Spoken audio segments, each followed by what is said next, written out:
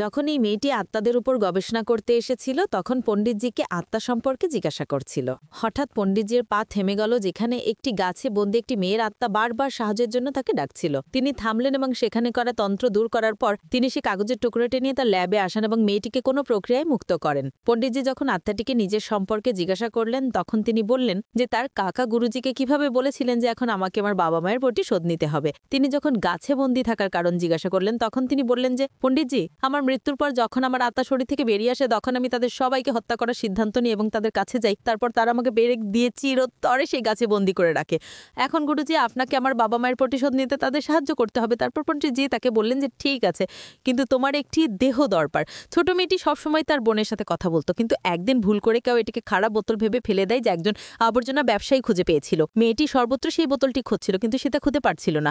পরের দিন যখন আবর্জনা ব্যবসায়ী সেখানে এসেছিল, পণ্ডিতজি মেয়েটি কপালে চুমু খাওয়ার সাথে সাথেই সে অজ্ঞান হয়ে পড়েছিল। তারপর তিনি বোতলে বন্দি ইটি আত্মাকে মুক্ত করে দেন, যার ফলে তা তৎক্ষণাৎ তার বোনের শরীরে চলে যায়। পণ্ডিতজি যখন আত্মাটিকে নিজের সম্পর্কে জিজ্ঞাসা করলেন তখন তিনি বললেন যে তার কাকা গুরুজিকে কিভাবে বলেছিলেন যে এখন আমাকে আমার বাবা মার প্রতিশোধ নিতে হবে। তিনি যখন গাছে বন্দি থাকার কারণ জিজ্ঞাসা করলেন তখন তিনি বললেন যে পণ্ডিতজি, আমার মৃত্যুর পর যখন আমার আত্মা শরীর থেকে বেরিয়ে আসে তখন আমি তাদের সবাইকে হত্যা করার সিদ্ধান্ত নিই এবং তাদের কাছে যাই। তারপর কারা আমাকে পেরেক দিয়ে চিরতরে সেই কাছে বন্দি করে রাখে। এখন গুরুজি, আপনাকে আমার বাবা মায়ের প্রতিশোধ নিতে তাদের সাহায্য করতে হবে। তারপর পণ্ডিতজি তাকে বললেন যে ঠিক আছে, কিন্তু তোমার একটি দেহ দরকার। ছোট মেয়েটি সবসময় তার বোনের সাথে কথা বলতো, কিন্তু একদিন ভুল করে কেউ এটিকে খারাপ বোতল ভেবে ফেলে দেয়, যা একজন আবর্জনা ব্যবসায়ী খুঁজে পেয়েছিল। মেয়েটি সর্বত্র সেই বোতলটি খুঁজছিল কিন্তু সে তা খুঁজে পাচ্ছিল না।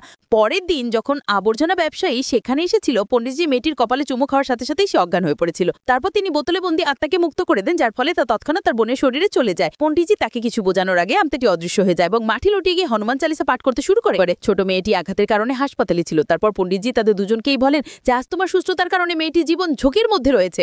মেয়েটির কাকা এবং তান্ত্রিক তখন মেয়েটিকে বাঁচাতে সেখানে যান, কিন্তু তারা মেয়েটিকেও জিম্মি করো। তান্ত্রিক যখন তার ক্ষমতা অর্জনে ব্যস্ত ছিল তখন আত্মা সেখানে গিয়ে তাকে থামিয়ে দেয়, যার ফলে তান্ত্রিক ভয় পালিয়ে যায়।